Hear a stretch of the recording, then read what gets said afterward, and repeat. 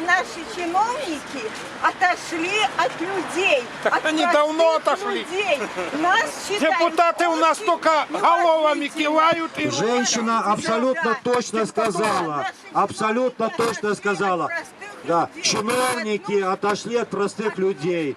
Они, я знаю, мне часто рассказывают, насколько оскорбительно иногда относятся, воруют, оскорбляют, пренебрегают интересами, выполняют самые там тупые распоряжения против людей. Почему так происходит? А потому что вы их не назначаете.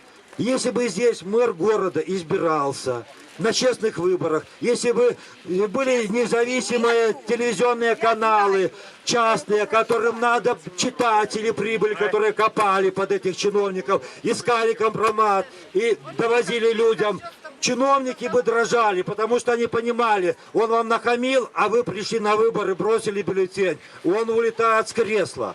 Но сейчас, если голоса не считают, если только делают твит, ему плевать, его Лукашенко поставил, он его халуй. Он халуй служит хозяину, плевать хотел на вас.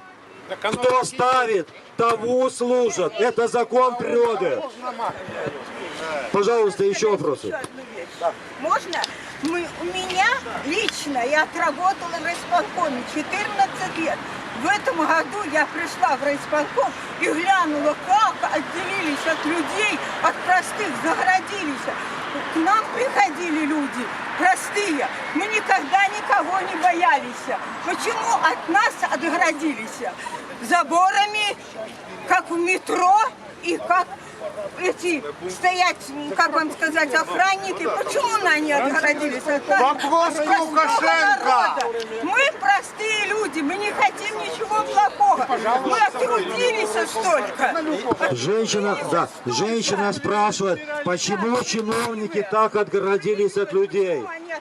Почему они? Они же нам должны служить, они вроде слуги народа. Понимаете, они берут пример с того, кому служат.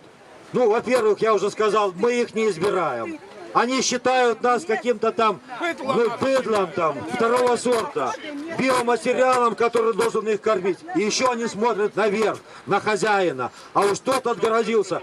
4000 телохранителей. У Трампа столько нету. У Машерова 2 человека было. Сколько заборов, куда-то приезжают, если вы сталкиваетесь с этим, приезжают за неделю, начинают копать и так далее.